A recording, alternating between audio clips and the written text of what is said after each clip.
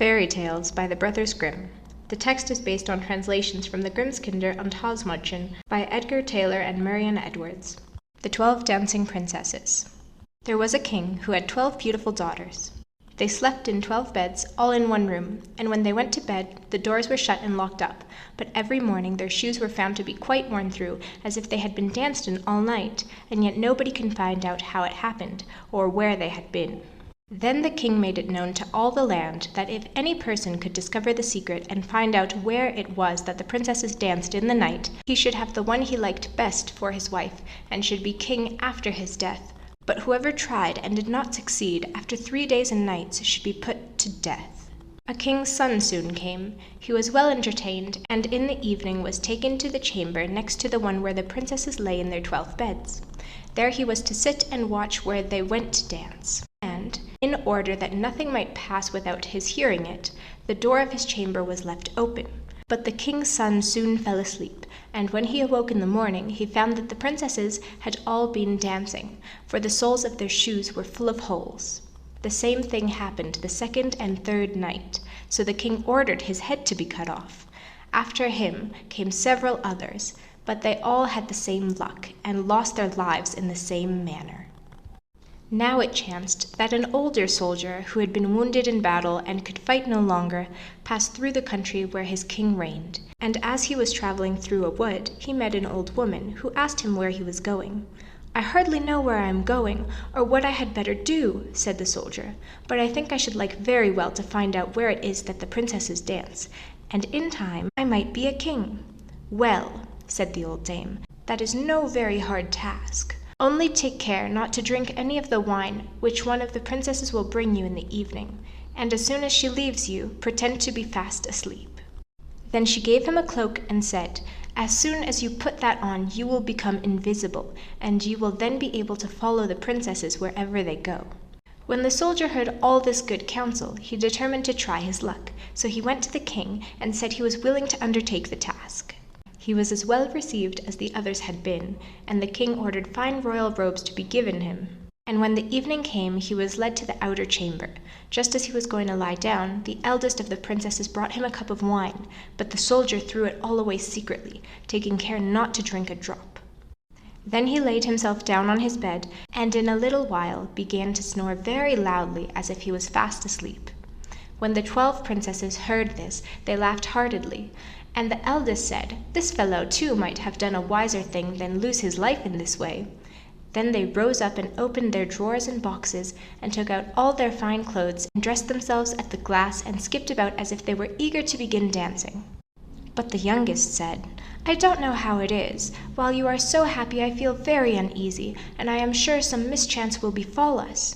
"You simpleton," said the eldest, "you are always afraid. Have you forgotten how many kings' sons have already watched in vain? And as for this soldier, even though I had not given him his sleeping draught, he would have slept soundly enough." When they were all ready, they went and looked at the soldier, but he snored on, and did not stir hand or foot, so they thought they were quite safe. And the oldest went up to her own bed and clapped her hands, and the bed sank into the floor, and a trap door flew open. The soldier saw them going down the trap-door, one after another, the eldest leading the way, and thinking he had no time to lose, he jumped up, put on the cloak which the old woman had given him, and followed them. But in the middle of the stairs he trod on the gown of the youngest princess, and she cried out to her sisters, "All is not right. Someone took hold of my gown." "You silly creature," said the oldest, "it is nothing but a nail in the wall." Then down they went, and at the bottom they found themselves in the most delightful grove of trees, and the leaves were all of silver, and glittered and sparkled beautifully. The soldier wished to take away some token of the place, so he broke off a little branch, and there came a loud noise from the tree. Then the youngest daughter said again, "I am sure all is not right. Did you hear that noise? That never happened before." But the eldest said, "It is only our princes, who are shouting for joy at our approach." Then they came to another grove of trees, where all the leaves were of gold, and afterwards to a third, where the leaves were all glittering diamonds, and the soldier broke a branch from each, and every time there was a loud noise, which made the youngest sister tremble with fear, but the eldest still said it was only the princes, who were crying for joy. So they went on till they came to a great lake, And at the side of the lake there lay 12 little boats with 12 handsome princes in them, who seemed to be waiting there for the princesses.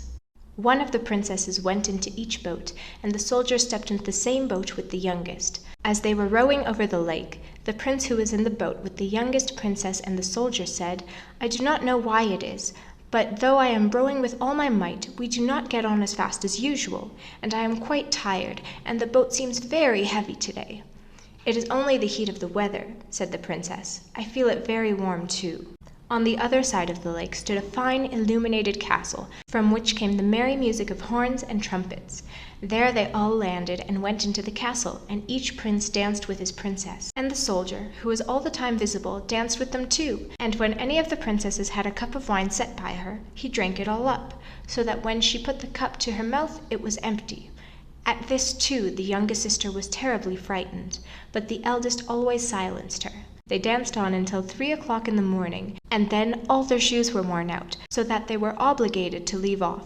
The princess rowed them back again over the lake, but this time the soldier placed himself in the boat with the eldest princess. And on the opposite shore they took leave of each other, the princesses promising to come again the next night. When they came to the stairs, the soldier ran on before the princesses and laid himself down. And as the 12 sisters slowly came up very much tired, they heard him snoring in his bed. So they said, "Now all is quite safe." And then they undressed themselves, put away their fine clothes, pulled off their shoes, and went to bed.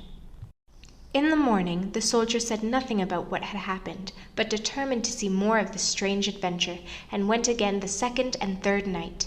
And everything happened just as before. The princesses danced each time till their shoes were worn to pieces, and then returned home. However, on the third night, the soldier carried away one of the golden cups as a token of where he had been. As soon as the time came when he was to declare the secret, he was taken before the king with the 3 branches and the golden cup, and the 12 princesses stood listening behind the door to hear what he would say. And when the king asked him, "Where do my 12 daughters dance at night?" he answered, "With 12 princesses in a castle underground." And then he told the king all that had happened, and showed him the 3 branches and the golden cup which he had brought with him. And then the king called on the princesses and asked them whether what the soldier said was true, and when they saw that they were discovered, and that it was no use to deny what had happened, they confessed it all. And the king asked the soldier which of them he would choose for his wife. And then he answered, "I am not very young, so I will have the eldest." And then they were married that very day, and the soldier was chosen to be the king's heir. The end.